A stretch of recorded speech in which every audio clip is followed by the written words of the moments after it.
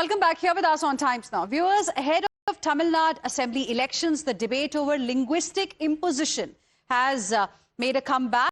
In the latest, Tamil Nadu Chief Minister M.K. Stalin has hit out at the centre over CBSE's revamped language framework, which he alleges is a cover for a calculated attempt at linguistic imposition.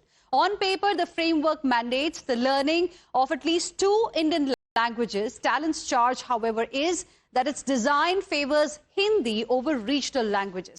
In a post on X, the Tamil Nadu Chief Minister claimed that the 3-language formula effectively mandates Hindi for students in southern states with no requirements for Hindi-speaking regions to learn southern or other regional languages. Let's now take you through some of the arguments that have been put out by the Chief Minister. According to him, NEP guise to impose Hindi in Tamil Nadu. The idea is to impose Hindi is what he's claiming. Centre's 3-language policy, according to him, is discriminatory.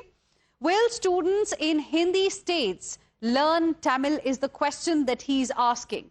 Direct assault it is on federal spirit as well as rights is what he's claiming. And also, he says diversity is India's strength and not uniformity. In fact, this is the claim that has been made by Tamil Nadu Chief Minister M.K. Stalin. With this, we will slip into a very short break right now. We'll be back with lots more. Stay with us.